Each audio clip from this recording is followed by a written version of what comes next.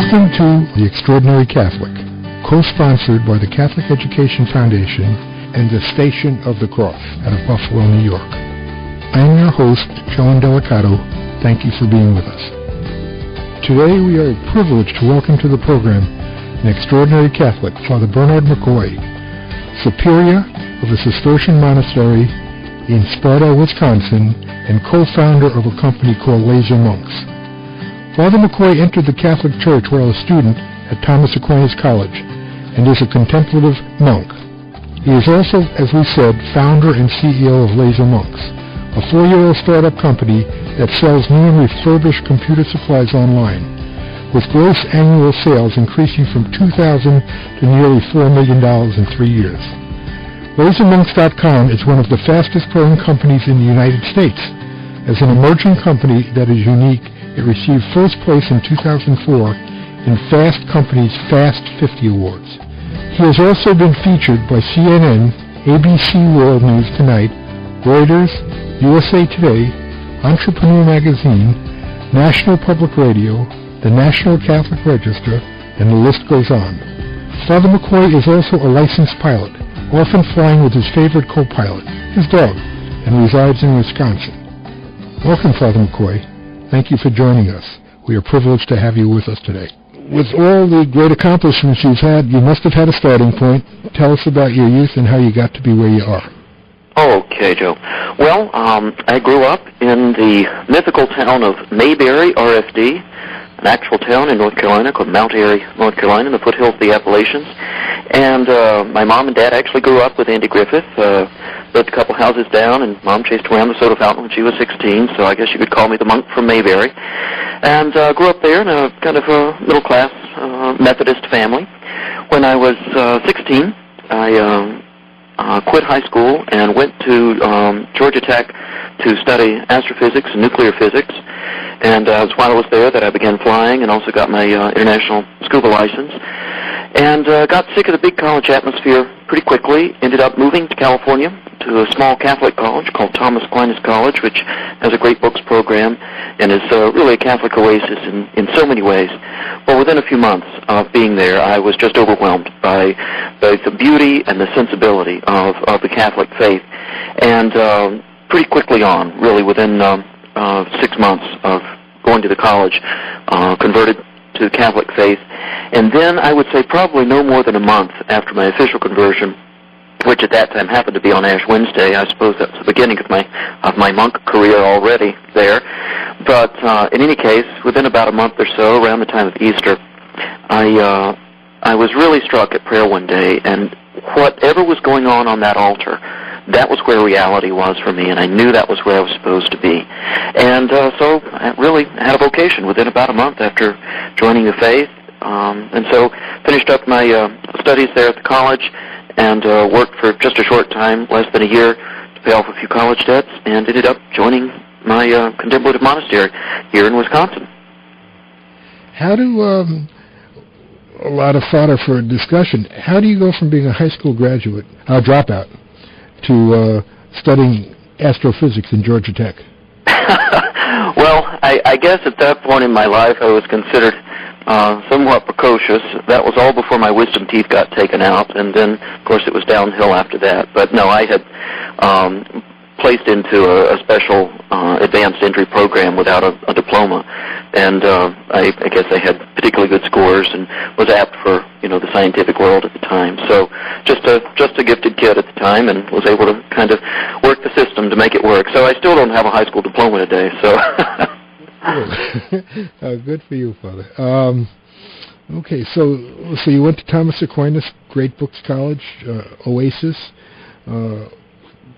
Ash Wednesday was significant. Easter Sunday was significant to you.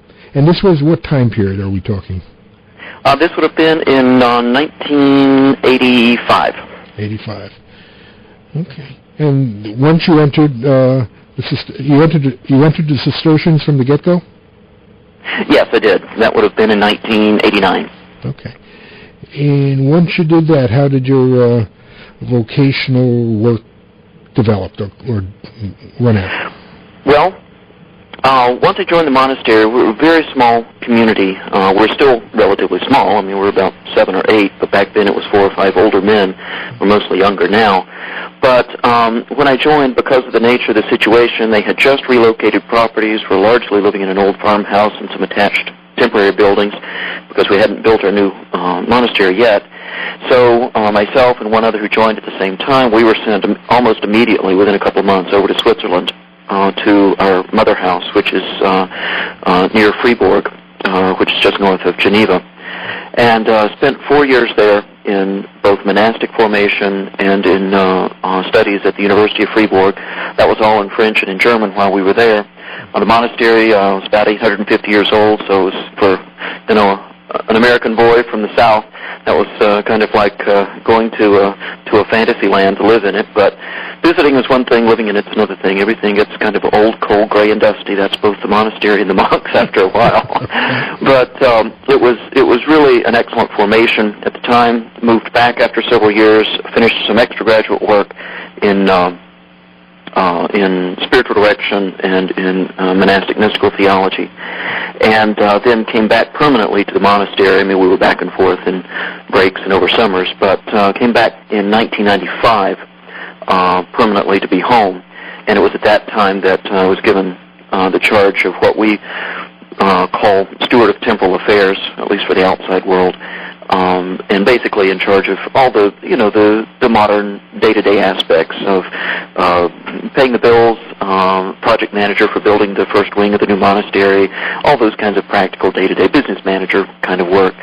And so coming back, I have all this esoteric background and knowledge and degrees and whatever, and they say, oh, well, you need to put food on the table. The monks are hungry and you need to build a new building. So went right into, in many ways, kind of the affairs of the world for the sake of the monastery, and so built the first wing, which we have now, which we have room for 15 currently. So we've got room to grow for the moment before we build the other 3 wings.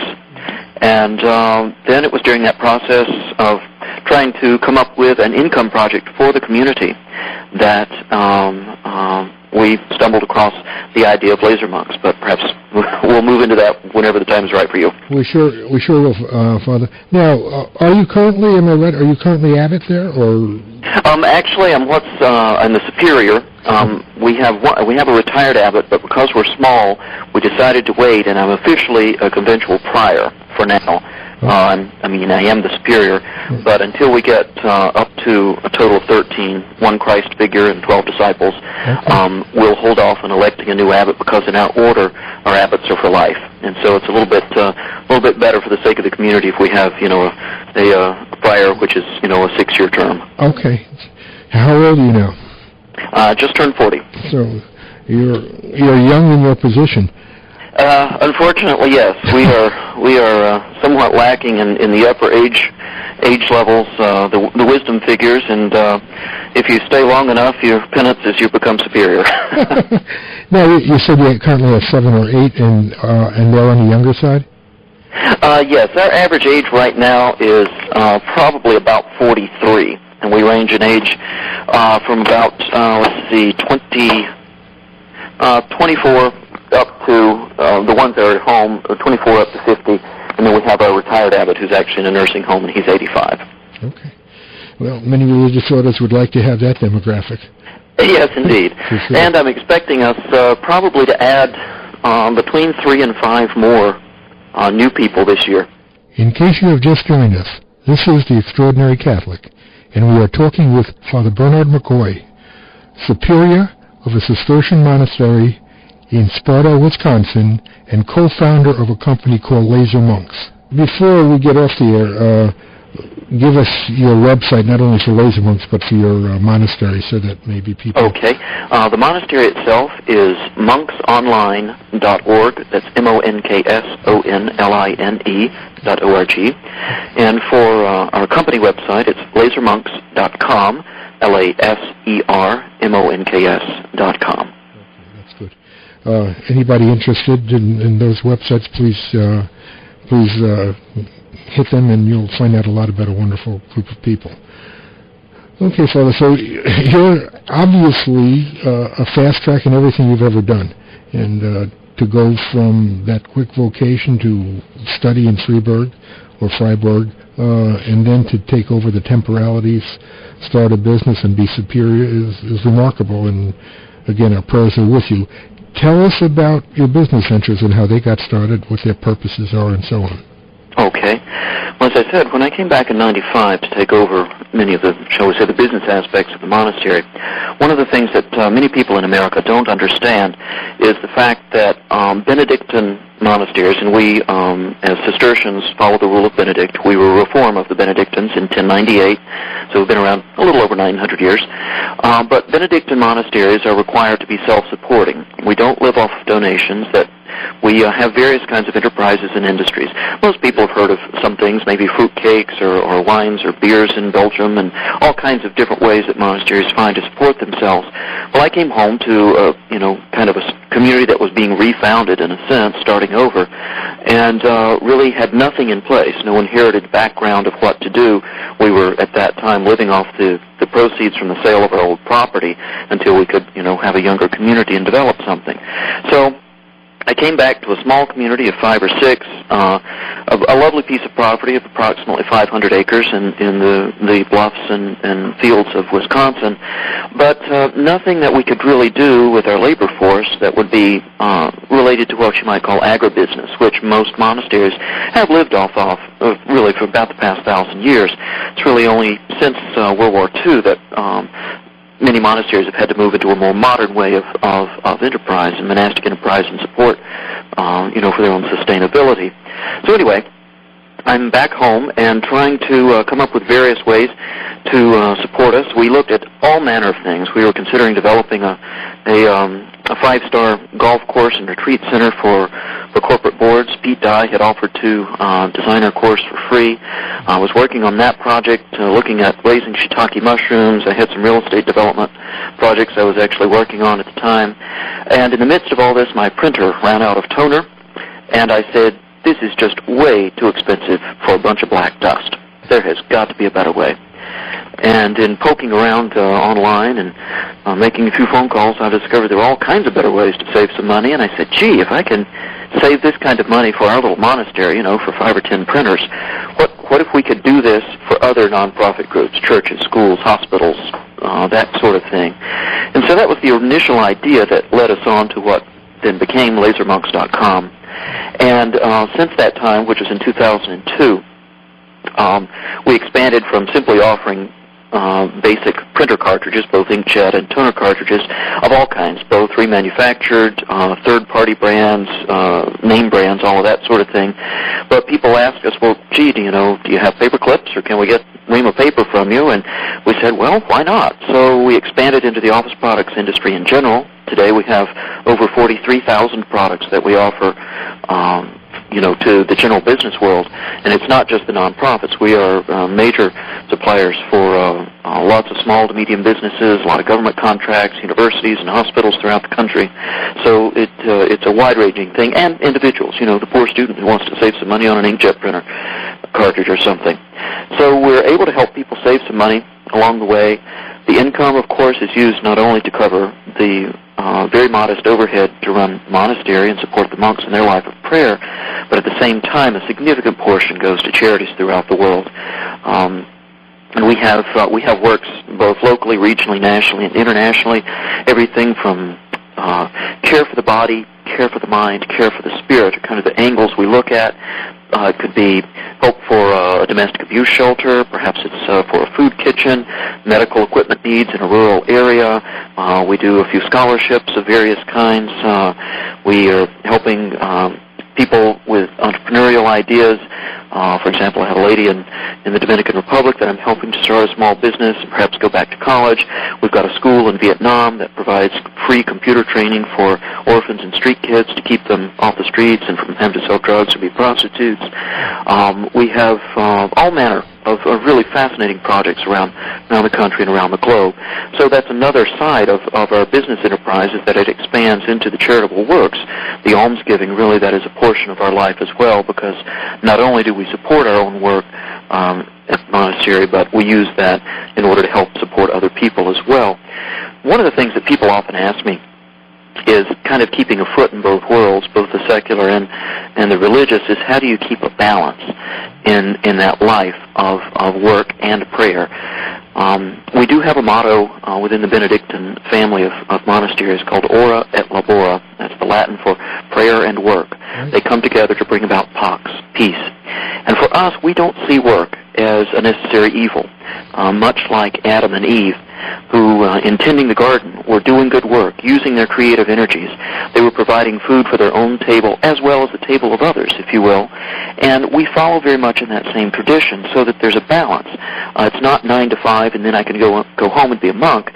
We punctuate the day with the Liturgy of the Hours, with prayer where we turn back to God, with moments of reflection and silence, recreation, that we create this balance because of the structure of our lives that gives us both work, recreation, study, prayer, all of those necessary elements to make our human lives truly fulfilling and truly developing towards becoming that Christ figure that God wants us to be. So what I'm saying is that there's a balance for us. The work for us is part and parcel of our life. It helps us to keep our human side, and it helps us to support those needs we have not only for ourselves and for others. Remarkable. All that from black dust. Exactly, black gold. There you go. Unbelievable. Obviously, your town, the 7 or 8 other monks that you have there currently, what functions do they provide in the work world? And then you also, if I'm understanding your structure correctly, you also are responsible for employees of your corporations. Exactly. Most of Laser Monks is run by outside lay people. We have a couple of buildings on the property where most of the operations take place. And so the day-to-day operations, answering the phones and dealing with vendors, that sort of thing, is mostly taken care of by a lay staff. And we're pretty lean. I think we've got maybe 5 employees right now, so pretty lean for running a relatively successful company. The monks themselves at this point, I take care of most of the larger things, strategic planning and financial background, and kind of being the media monk to talk to media like yourselves, to tell our story, if you will. But the other monks, with whatever talents they have, they participate in various ways. Some help us with doing, say, photographic work, computer graphics work, sometimes text work, depending on what we're working on. We even have a cartoon series on the Laser Monk site to make it a fun experience. Buying black dust is not the most exciting parts of your day, so why not make it fun? And we have a cartoon series of our own monastery dogs called Cloister Canines, The Adventures of Luxor and Ludwig, that one of our monks, who's a full-time artist, puts out for us, so that one's a lot of fun. And answering prayer requests that come in, we try and imbue our business with some of what we consider our monastic hospitality. St. Benedict, in his rule, says that every guest should be received as Christ himself. And what we try and do is transform that into a commerce hospitality where all of our customers, all of our vendors, all of the people we're involved with in the business world are treated with genuine human dignity. And in doing that, we're concerned about their well-being, about making the purchasing experience not simply something you have to do, but something that actually brings about some enjoyment, some fulfillment. To know that when you're purchasing from a company like lasermonks.com, that you are helping others by doing something you already have to do. So we're creating an emotional tie and bond with our customers, and we have one of the highest customer retention rates in the whole industry. Because, let's face it, the big office box stores on the corner, they'll offer you some products, but that's about it. But we'll offer you products, we'll help save you money, we'll let you have a good time, we'll provide prayers for you. I mean, you get a spiritual rebate with every purchase. The monks are going to pray for you. What a deal. So it's a wonderful way of doing business, of involving both the monks with their talents and providing income and employment for local lay people as well, and expanding that, of course, into the various charitable works that we do. In case you have just joined us, this is The Extraordinary Catholic, and we are talking with Father Bernard McCoy, Superior of a Cistercian Monastery in Sparta, Wisconsin, and co-founder of a company called Laser Monks. Okay, and I think in a past conversation, Father, you talked about another aspect of your business operations where you were sort of melding or trying to be a one-stop shopping for traditional monk-type products? Yes. One of the things that we have expanded into since beginning Laser Monks was moving outside the office products kind of realm, was a lot of religious communities throughout the country have various products that they sell to try and help support themselves as well, but they obviously have a relatively limited marketing base. We thought, gosh, what if we could use our marketing presence in the society to provide an increase of sales for these religious groups? So through Laser Monks, and now we've actually set up a separate site in and of itself called monkegifts.com, monkegifts.com, that provides the various kinds of products from religious communities all over America, men and women. And what we're trying to do is help support their communities by marketing their products, since we've got a larger draw as far as a customer base. And it's proving very successful. People love the products. We've started blending them in doing gift baskets of various kinds of products, and that has been extremely successful, especially for Christmas and Mother's Day and Valentine's Day. You know, it's a special gift with something unique of high quality, and it makes people feel good, that kind of product. So that's another way that we're trying to help out in a small way for other religious folks who are trying to lead lives in service to God. And similarly, what has developed from that has been, we've noticed the relationship of purchasing with a purpose, if you will, which is what you do, with our company. At the same time, you might call it commerce with compassion. It's kind of one of our taglines. And what we've started doing is expanding into other product lines where we can provide whatever the product may be, but tie it to the charitable use where the money will be going. The best example is our current new coffee company called Benevolent Blends, which is another site, benevolentblends.com. And we have high-end coffee. We import the beans ourselves from Costa Rica, Panama, and Ethiopia. They are roasted for us in Madison, Wisconsin, and shipped out on Tuesdays, and we ship them from the monastery on Thursdays. But high-end blends, to compare with, say, the Starbucks lines. And the income from that goes back directly to helping the families who produce the coffee beans. We provide help for the medical clinics, for the education of these families and these coffee bean families in these various countries.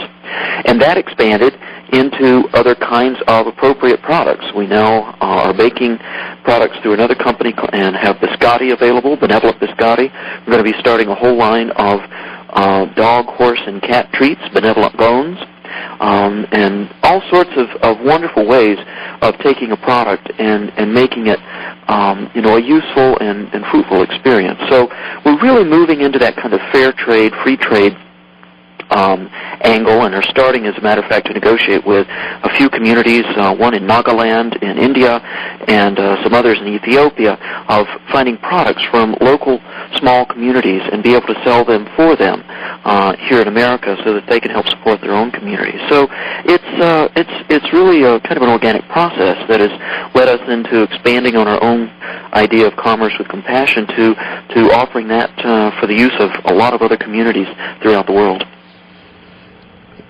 You take my breath away. I hope I'm not talking too long here. No, it's just so fascinating. Earlier on, you anticipated a question, and you talked about the questions that people would have about how you balance your life and so on. And you talked about that somewhat on a community level. Can you tie back or take a stab at tying back that experience where everything happens behind the altar, which was the initiation of your vocation, to where you've come and where you're going today? Could you sort of make that clear for us? Sure. As I said, my initial vocation was felt very much in the presence of the Eucharist, and I knew that that's what my life was to be centered on.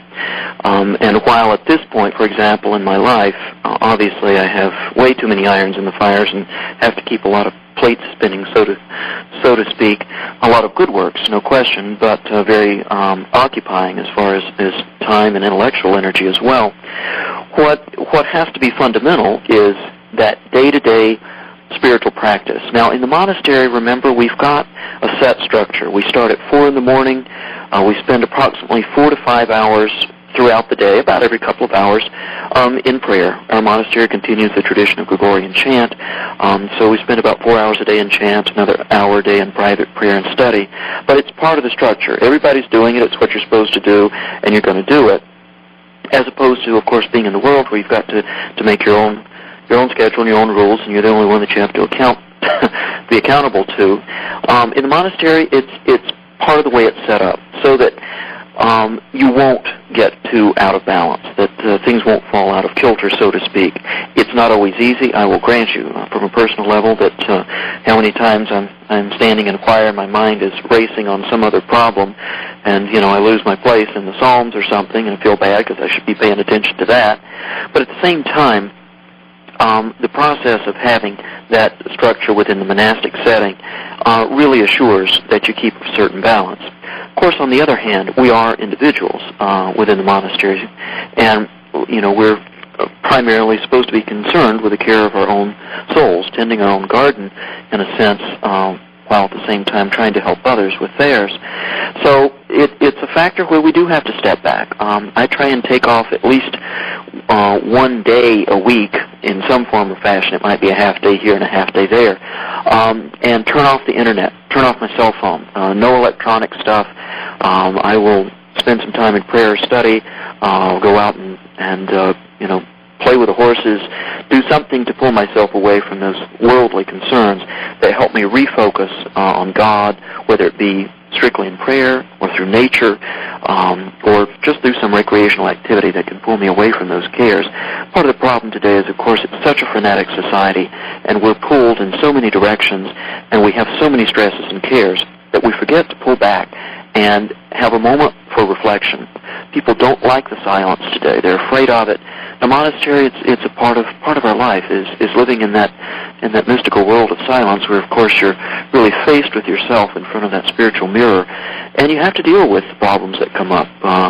And that's part of what we try and do in our life, in the monastic life, is to provide an atmosphere where you are able to confront your own faults and failures, your own needs, to be able to grow in those, and to be able to sanctify even your weaknesses, and to move forward in that.